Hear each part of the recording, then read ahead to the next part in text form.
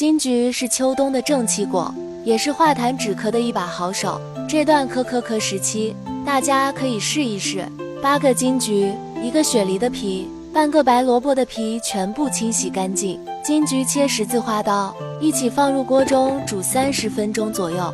对付咳嗽初期有痰、分不清寒咳和热咳或者积食引起的咳，基本上喝1-2天就能看到效果。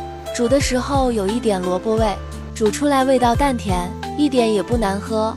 做法简单又有效，老人小孩都可以喝。